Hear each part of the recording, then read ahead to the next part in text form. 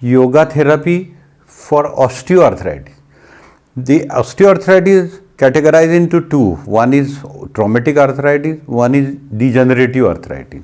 So we are talking about degenerative arthritis. We are not talking about the traumatic arthritis. Because trauma is trauma, we can't decide whether it will be recovered. हम देखते हैं कि दो तरह के गठियाँ घुटने के होते हैं. एक गठिया होता है जो एक्सीडेंट टूट फूट के बाद होता है, और एक होता है ऐसी पोजीशन में सोने की वजह से. The position is responsible to reduce the circulation in the both knees और वन नी.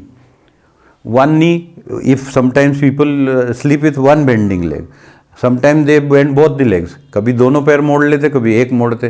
किसी करवट में जाते दूसरी तरफ तो वो दूसरा मोड़ लेते, और उस तरफ सोते हैं तो एक वो राइट वाला मोड़ लेते, लेफ्ट वाला सीधा रखते. राइट वाला लंबा कर देते और लेफ्ट वाला उसके ऊपर ओवरलैप करके पेट की तरफ खींच लेते.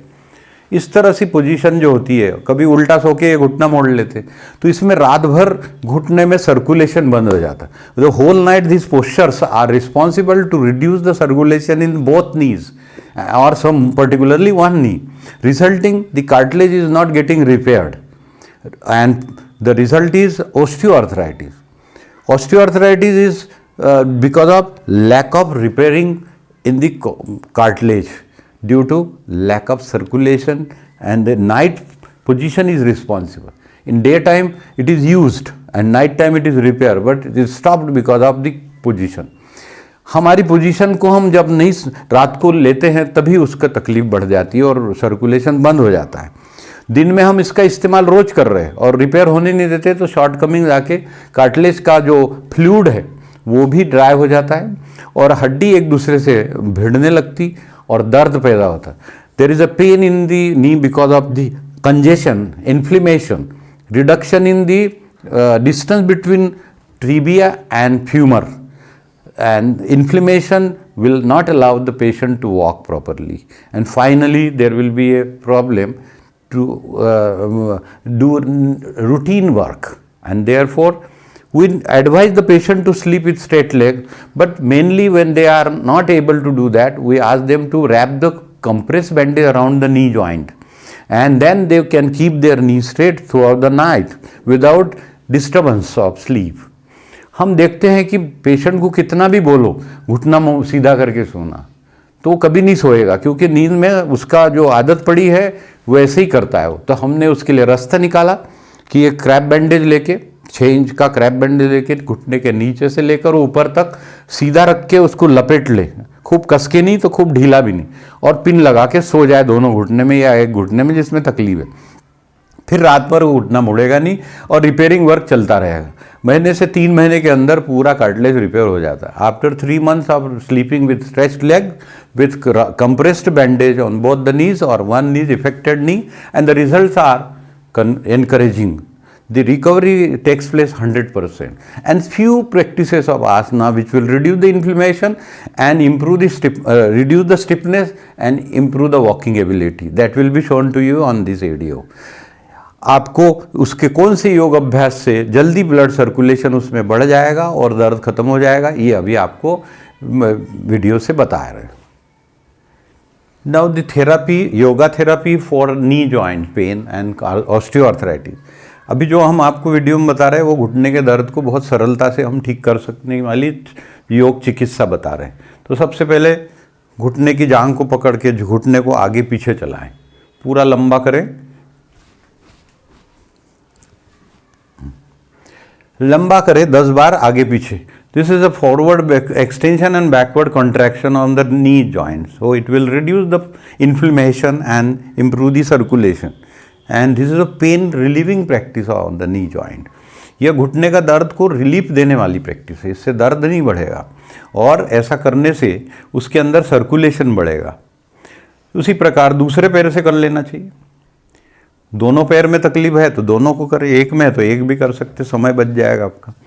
You can do with one leg if it is affected, or you can do with both legs together. Next practice is holding the knee upward and then rotate the tibia, the lower part of the leg from knee joint. This will be circulated clockwise and anti-clockwise 10 times, both the knees or affected knee. This is very simple practice. While walking and turning to the back side, this angle is used. While walking and turning sidewise or about turn, this practice helps to reduce the pain in the knee joint. खड़े होकर इस प्रकार की घुटने मिलाकर दोनों पैरों को धीरे धीरे क्लॉकवाइज और एंटी क्लॉकवाइज घुमाना है आपको 5 से 10 बार। यदि ज़्यादा दर्द है तो 3 से शुरू कर सकते हैं, उल्टा भी और सीधा भी। इससे घुटने की मसल स्ट्रांग हो जाएगी और दर्द कम हो जाएगा, सूजन कम हो जाएगा। This pose is not recommended by osteoarthritis people, many orthopedic surgeon, they don't encourage to do this practice, but this is very good to strengthen the muscles of the knee joint and improve the flexibility of both the knees. This is the best practice as per we decided and given thousands of patients to relieve the pain on the knee joint. The next practice in this connection is to keep your hands on the hips and lift the knee at the level of belly. At the level of belly, this will help, this action will help to walk on the staircase, to climb in the car or auto rickshaw, and wherever there need to lift the leg. And while walking, it is very helpful practice. ये बहुत अच्छी सरल प्रयोग है, इससे हम चढ़ाव चढ़ने में मदद मिलती है इस एक्शन से, और स्कूटर कार में चढ़ने के लिए भी इसकी मदद मिलती है और दर्द कम होते जाता है। इसके बाद की प्रैक्टिस है पेट के बल लेटने वाली मकरासन। मकरासन में दोनों हाथ की कोहनियाँ खड़ी करके और दाढ़ी को इसके अंदर रखना है, और इसके बाद हमारे कमर पे और घुटने का पर अच्छा असर होता है इसका। कई बार घुटने के दर्द को कमर तक पहुंच जाता है, एडी तक पहुंच जाता है। इसको दूर करने के लिए ये प्रैक्टिस अच्छी है। मकरासन में घुटनों की movement, this is called makarasana. And to improve this flexibility in the knee joint and reduce the stiffness, this is a simple exercise, lying down on the belly, and this will help 10 times is good enough, morning and evening is good enough. Then bend one leg, the painful leg, and then rotate that tibia clockwise and anti-clockwise 10 times. Similarly, you have to do with other leg also, so that there will be a complete flexibility and improve the circulation in the region, so that there will no stiffness, inflammation, and pain will reduce day by day, provided the individual should sleep with stretched legs, no bending of knees. अब इसके बाद सीधे late के 2-3 योग अभ्यास है, जिससे जल्दी घुटनों में आराम मिल जाता और गठिया ठीक हो जाता. After this, you have to lie down on this back and do few more practices. There is more practices. एक पाद उत्थितासन, raising one leg at right angle. एक पैर उठाना 90 डिग्री पे पंजा खींच के, फिर दूसरा उठाना, ऐसा इस प्रकार 5 बार करना. 5 बार एक एक पैर को ऑल्टरनेटली उठाना है. इसको एक पाद उत्थितासन भी कहते हैं. This pose is very popular to improve the circulation in the knee joint, and alternately you have to do 5 reps in the morning and 5 reps in the evening. So that is good enough. And finally, there will be one more practice to improve the circulation in the knee joint, apart from sleeping with stretched legs. This is one, yogic cycling. Yogic cycling. So yogic cycling, the leg will be moved like a action in cycle while walking on cycle or stationary cycle. Take your legs down toward the ground and bend it. This can be increased up to 10 clockwise and 10 anti-clockwise with both legs alternately. Both the legs together will not be suitable because there will be a congestion, or you will not be able to concentrate if you lift both legs and do it.